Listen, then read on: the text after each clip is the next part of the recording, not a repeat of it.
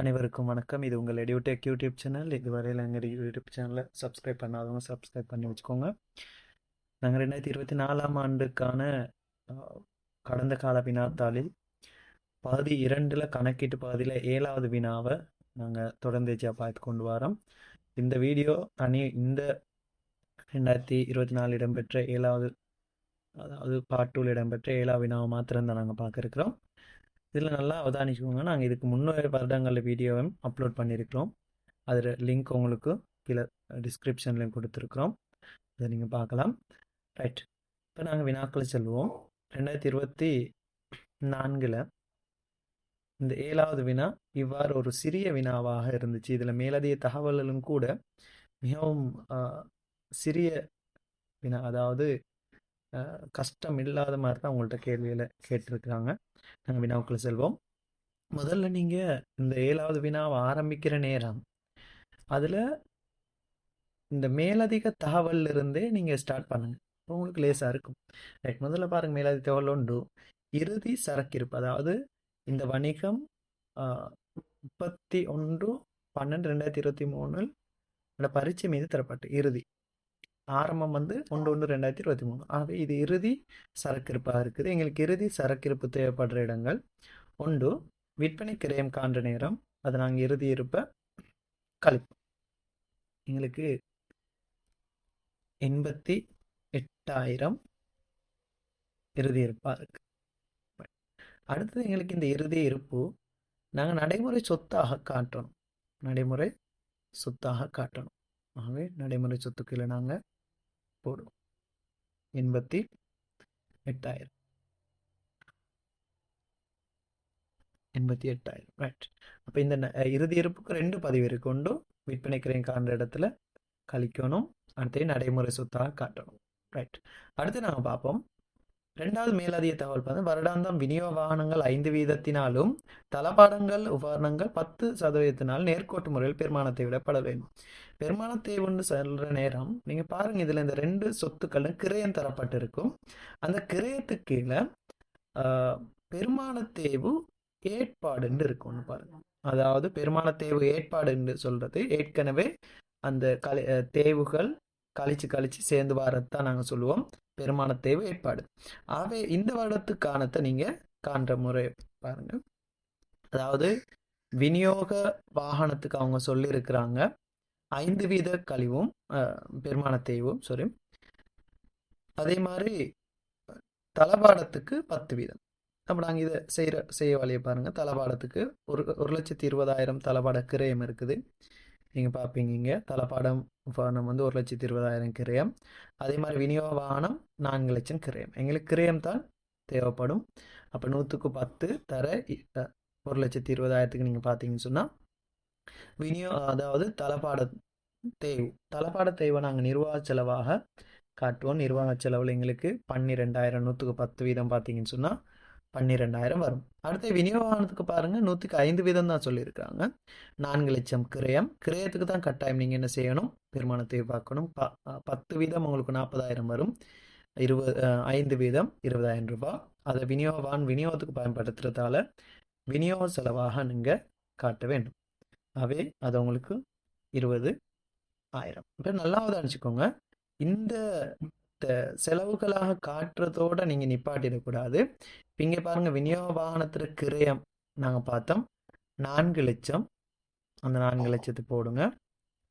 அடுத்தது தளபாடத்துக்கு பார்த்தோம் 1,20,000 கிரயம். 1,20,000 1,20,000 கிரயமாக இருக்குது. இப்போ பாருங்கள், இது ரெண்டுலேயும் பெருமான தேவை ஏற்பாடு இருக்கும். சில வேளைகள் அதாவது இது புதிதாக ஆரம்பிக்கப்பட்ட வணிகமாக இருந்தால் பெருமான தேவை ஒன்று ஏற்பாடு ஒன்று இருக்காது. ஆகவே இது ஏற்கனவே ஆரம்பிக்கப்பட்ட வணிகம்ன்றதால பெருமான தேவை ஏற்பாடுன்னு ஒன்று இருக்குது. அந்த பெருமான தேவை ஏற்பாடு எவ்வளோன்னு பாருங்கள். இங்கே பார்த்தீங்கன்னா விநியோகத்துக்கு 40,000. நல்லா ஞாபகம் வச்சுக்கோங்க, இந்த பெருமான தேவை ஏற்பாடு மாத்திரம் நாங்கள் கழிக்கிறது இல்லை.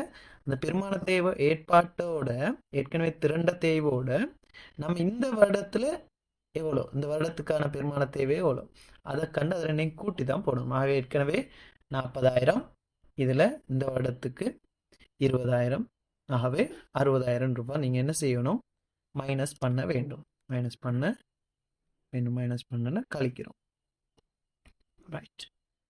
அடுத்தது இதில் நீங்கள் பாருங்கள் தளபாடம் பொறுத்துட இதில் தளபாட பொறுத்துல உங்களுக்கு பெருமான தேவை ஏற்பாடு தரப்படவில்லை அப்படின்னு தான் நீங்கள் நினச்சிக்கோங்க. ஒன்று இது புதிதாக ஆரம்பிக்கப்பட்ட வணிகம் இல்லைன்றாலும் அப்போ எப்படி இது பெருமான தேவை ஏற்பாடு இல்லை என்று யோசிப்பீங்களே. நல்லா ஞாபகம் வச்சுக்கோங்க. இந்த தளபாட பொறுத்து இந்த வருட ஆரம்பத்தில் வாங்கப்பட்டதாக இருக்கும். ஆகவே அதுக்கு பெருமான தேவை ஏற்பாடு ஒன்று காணப்பட மாட்டாது. அதுக்கு நீங்கள் பார்த்தீங்கன்னு சொன்னால் 12,000 கழிக்க வேண்டும்.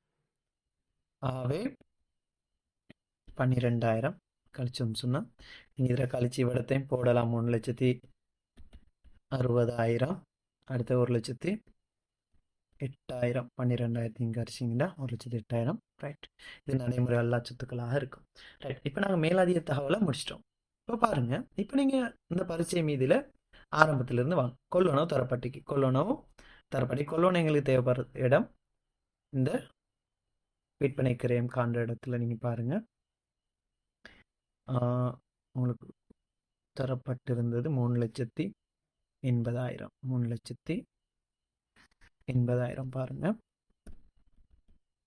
3,80,000 விற்பனை தரப்பட்டிருந்துச்சு பாருங்கள். இதில் 5,50,000. ஸோ அதே நீங்கள் விற்பனையை இங்கே போடுங்க.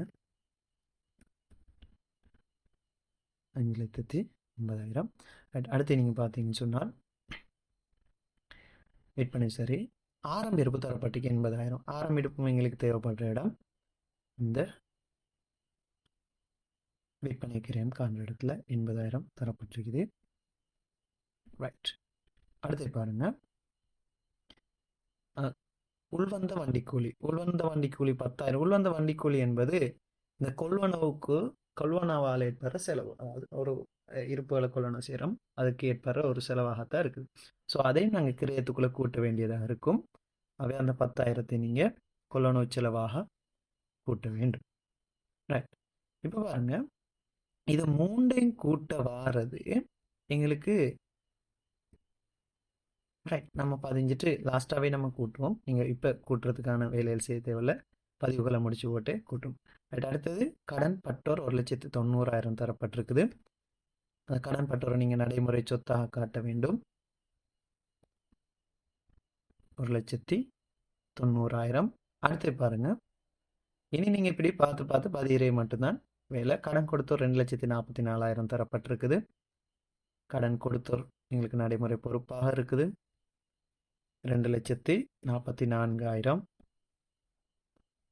அடுத்து பாருங்க, வங்கி கடன் வட்டி, அதாவது வங்கி கடன் தரப்பட்டிக்கு 10% 1,00,000 ரூபாய் வாங்கியிருக்கிறாங்க. அப்போ 1,00,000 சொன்னால் அப்போ நாங்கள் 100க்கு 10 தர 1,00,000க்கு பார்த்தீங்கன்னா 10,000 ரூபாய் வங்கி கடன் வட்டியாக வரும். ரைட். நல்லா ஞாபகம் வச்சுக்கோங்க. இந்த இடத்துல தான் நிறைய பேர் பிழைக்கிறது. ரைட். இந்த வங்கி கடன் வட்டி 10,000 நீங்கள் முழுமையான செலவாக நீங்கள் காட்டுங்க. அதாவது வங்கி கடன் வட்டி என்பது ஒரு நிதி செலவு. அதை நீங்கள் 10,000 போடுங்க. அவர் இவ்வளோ தான் செலுத்திருக்கிறாரே, அவர் தான் போடணும் இல்லை. நல்லா ஞாபகம் வச்சுக்கோங்க. இந்த வருமான கூற்று என்பது இந்த அட்டுறு அடிப்படையில் செய்யப்பட்டது. செலுத்தினதும் செலுத்த வேண்டியுள்ளதும் ரெண்டையும் கூட்டி போடுறதால முழுமையான பொருள். இப்போ நீங்கள் பரீட்சை மீது பாருங்க எவ்வளோ செலுத்திருக்கிறாங்க. எவ்வளோ நினச்சிங்கன்னா 6,000 ரூபாய் செலுத்திருக்காரு. அப்போ 10,000ல் 6,000 செலுத்தியிருந்தா இன்னும் 4,000 ரூபாய் செலுத்த வேண்டியிருக்கும். அந்த செலுத்த வேண்டிய அந்த வங்கி கடன் வட்டி உங்களுக்கு நடைமுறை பொறுப்பாக இருக்க போகுது. ஆகவே அந்த 4,000 ரூபாய் நடைமுறை பொறுப்பு. ரைட். ஆகவே இது கவனமாக இருக்கணும் இந்த விஷயத்தில். இப்போ முழுவதும் பரீட்சை மீதில் இந்த 4,000 ரூபாய் தரப்படலைன்னா முழுவதும் செலுத்த வேண்டியதாக நடைமுறை பொறுப்பாக காட்ட வேண்டி இருக்கும். ரைட். அடுத்து பார்த்தீங்கன்னு சொன்னால் விநியோகான் அதை செய்துட்டோம், இதுவும் செஞ்சிட்டோம். தளபாட பொறுத்து ஓகே. மின் கட்டணம் 60,000 ரூபாய். மின் கட்டணம் என்பது நிர்வாக செலவு, நிர்வாகத்தில் பயன்படுத்தப்படக்கூடியது. 60,000 ரூபாய் மின் கட்டணம் செலுத்தியிருக்கிறாங்க. அடுத்து பாருங்க, விளம்பரப்படுத்த செலவு 44,000. விளம்பரப்படுத்த என்பது விநியோகத்துக்காக, விற்பனை விநியோகத்துக்காக பயன்படுத்துகிறது. விநியோக செலவு இந்த 20,000 ரூபாய் இந்த இடத்துல வரும். இந்த தேய்வு. அடுத்து இந்த விளம்பர செலவு உங்களுக்கு தரப்பட்டிருந்தது 44,000 44,000 ரூபாய். ஓகே, அடுத்து பாருங்க. குயிக்காக நீங்கள் பதிஞ்சிட்டு போனீங்கன்னா வெரி சிம்பிள். ஓகே, காசு மீதி 44,000 தரப்பட்டிருக்குது. காசு மீதி எங்களுக்கு நடைமுறை சொத்தாக நாங்கள் காட்டுவோம் 44,000. இறுதியான பதிவாக மூலதனம், ஆரம்ப மூலதனம் தரப்பட்டிருக்குது. உங்களுக்கு பரீட்சை மீதில் தரப்படுற மூலதனம் ஆரம்ப மூலதனமாக இருக்கும் 4,00,000. எஸ், 4,00,000 ரூபாய். அதை நீங்கள் போட்டுட்டீங்கன்னா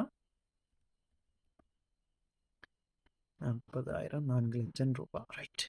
இப்போ எங்களுக்கான பதிவுகள் சகலதும் முடிஞ்சு. இப்போ நீங்கள் கூட்டல் கழித்தல் செய்யலாம்.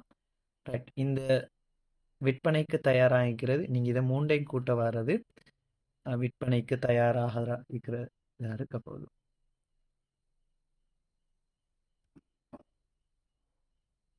Equal sum. இப்போ நீங்கள் இதை மூண்டையும் கூட்ட வேண்டும். 4,70,000. அதாவது விற்பனைக்கு தயாராக உள்ள பொருள் கிரயம். இதை மூன்றையும் நீங்கள் கழிக்க வர்றது உங்களுக்கு விற்பனை கிரயமாக இருக்கும். 4,70,000லிருந்து 88,000 கழிச்சிங்கன்னு சொன்னால் விற்பனை கிரயம் உங்களுக்கு 3,82,000 இருக்கும். 3,82,000. ரைட். உங்களுக்கு விற்பனை கிரயம் கழிக்க வேண்டியிருக்கும். அடுத்து பார்த்தீங்கன்னு சொன்னால் விற்பனையிலிருந்து விற்பனை கிரயத்தை கழிக்க வர்றது மொத்த லாபம். உங்களுக்கு மொத்த லாபம் நீங்கள் கழிப்பீங்கன்னு சொன்னால் 1,68,000. ரைட். 1,68,000 உங்களுக்கு விற்பனை கிரயமாக வரும். ரைட். இப்போ பாருங்கள், இந்த செலவுகளை கூட்டும். செலவு கூட்டினீங்கன்னு சொன்னால் இதில் 64,000. அடுத்து இந்த ரெண்டு செலவு நிர்வாக செலவு கூட்டுவீங்கன்னு சொன்னால் 72,000. அடுத்து உங்களுக்கு நிதி செலவு, நிதி மற்றும் இணைய செலவு ஒரே ஒரு செலவு தான் இருக்குது, 10,000 ரூபாய். ரைட். இந்த மூன்று செலவுகளோட மொத்தத்தை நீங்கள் இங்கே இந்த மூண்டையும் கூட்டி செலவுகளை கழிக்க வேண்டியிருக்கும். 64 இங்கே 82 1,46,000.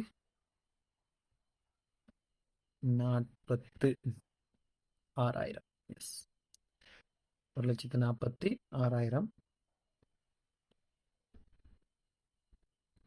சரி, 1,46,000 நீங்கள் என்ன செய்யணும், கழிக்கணும், மறந்துடக்கூடாது. ரைட். கழிச்சோம்னு சொன்னால் உங்களுக்கு வேற அமௌண்ட் 1,68,22,000 இருக்க போகுது. 22,000. இது உங்களுக்கு தேறிய லாபமாக இருக்கும். தேறிய லாபம். ஓகே, இந்த தேறிய லாபத்தை நீங்கள் கொண்டு வந்த அப்படி ஆரம்ப மூலதனத்தோட கூட்டினீங்கன்னா சரி. உங்களுக்கான சகல பதிவுகளும் முடிவடைஞ்சிருக்குது. இதை நீங்கள் கூட்டிங்கன்னா நடைமுறை சொத்துக்களோட பெறுமதி 44,88 1,90,000 கூட்டிங்ஸ் 3,22,000 நீங்கள் கூட்டி பார்க்கலாம். 3,22,000 மொத்த சொத்துக்களோட பெறுமதி உங்களுக்கு வரும். இந்த நடைமுறை எல்லா சொத்துக்களையும் கூட்டணும். இப்போ 368 4,68,000. ஓகே, அதையும் கூட்டுவீங்கன்னு சொன்னால் உங்களுக்கு மொத்த சொத்துக்களோட பெறுமதி வரப்போகுது. சரி, 4,48,000 7,00,000. சரி, 4,03,000. இவடுத்த ஒரு கழித்தல் பிழை ஒன்று ஏற்பட்டிருக்கு பாருங்க. 3,40,000. சரி, இங்கே 4,48,000. அப்போ இது ரெண்டையும் கூட்டுவீங்கன்னு சொன்னால் உங்களுக்கு மொத்த சொத்துக்களோட பெறுமதி 7,70,000 இருக்கும். ஆகவே மொத்த சொத்துக்களோட பெறுமதி எப்பவும் மொத்த உரிமையுடையும் பொறுப்புடையும் கூட்டுத்தொகைக்கு சமனாக வரும். அவை 4,22,000 உரிமை அதோட நடைமுறை பொறுப்பு இதை கூட்டுவீங்கன்னு சொல்லி இங்கே வங்கி கடன் நாம் மிஸ் பண்ணிட்டோம்னு நினைக்கிறேன். எஸ், அதை ஆரம்பத்திலே போட்டு விட்டுருங்க. நம்ம வங்கி கடன் வட்டியை பார்த்த நேரமே இந்த வங்கி கடனுக்கான வட்டியை போட்டு வங்கி கடனை போட்டிருக்க வேண்டும். ஆனால் நாங்கள் மிஸ் பண்ணிட்டோம். இருந்தாலும் பிரச்சனை இல்லை. ஆனால் நீங்கள் விட்டுறாதீங்க, அந்த சேம் டைம்லேயே செய்ய பார்க்கணுமா. 1,00,000 நல்லா ஞாபகம் வச்சுக்கோங்க. வங்கி கடன் வட்டி செலுத்துவாங்க, ஆனால் அதில் வங்கி கடன் தவணை பணம் கழிக்கப்பட்டது இல்லை. வங்கி கடன் வட்டி செலுத்தினா வட்டியை தான் நாங்கள் கழிக்கலாம், இந்த தவணை பணத்தில் கழிக்கக்கூடாது. அதை ஞாபகம் வச்சுக்கோங்க. 2,48,000 அந்த ஒரே டைமில் செய்யுங்க, மறந்துடக்கூடாது. அற்று வங்கி கடன் வட்டி. இப்போ நீங்கள் இதெல்லாம் கூட்டுவீங்க சொன்னால் 48ண்டா 70, 470, 670, 7,70,000. 7,70,000 உங்களுக்கு மொத்த உரிமையும் பொறுப்பாகவும் இருக்க போகுது.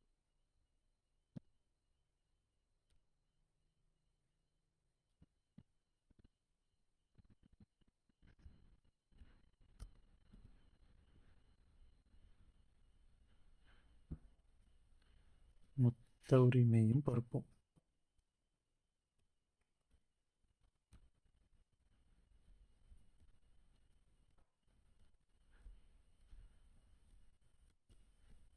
ரைட். இவை மொத்த உரிமையும் பொறுப்பும் உங்களுக்கு தரப்பட்டிருக்கு, வருது. பார்த்தீங்கன்னா உங்களுக்கு 7,70,000. வெரி சிம்பிள் இந்த கணக்கு. குயிக்காக செய்ய பாருங்கள். இன்னும் முக்கியமான விஷயங்கள் நான் சொல்ல இருக்கிறேன். இந்த வீடியோ நீங்கள் தொடர்ந்து பார்க்க வேண்டிய அவசியம் என்னன்னு சொன்னால், இந்த தலைப்பு போடுறீங்க தானே, குறித்த வணிகம், இந்த வணிகத்தோட இந்த எத்தனை ஆண்டு முடிவடைந்த ஆண்டுக்கான வருமான கூற்றுன்னு சொல்கிறது 31/12/2020 உள்ள வார நிதிநிலைமை கூற்றும். இது ரெண்டுக்கும் கட்டாயம் ஞாபகம் வச்சுக்கோங்க. ஒரு புள்ளிகள், இதுக்கு அரை புள்ளி, இதுக்கு அரை புள்ளி, மொத்தமாக ஒரு புள்ளிகள் வழங்கப்படும். வருமான கூற்றுக்கு மொத்தமாக 4 புள்ளிகளும், அதே மாதிரி நிதிநிலைமை கூற்றுக்கு 4 புள்ளி, மொத்தமாக 8 புள்ளிகள் வழங்கப்படுது. ரைட். இந்த வினா உங்களுக்கு விளங்கியிருக்கும்னு நினைக்கிறேன்.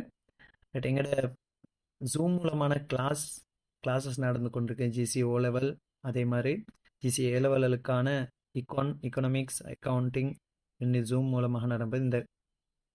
இந்த நம்பருக்கு நீங்கள் கண்டெக்ட் பண்ணுவதூடாக எங்களோட கிளாஸில் ஜாயின் பண்ணிக்கொள்ள முடியும். நன்றி, வணக்கம். மற்றொரு வீடியோவில் சந்திப்போம். டேக் கேர், பாய்.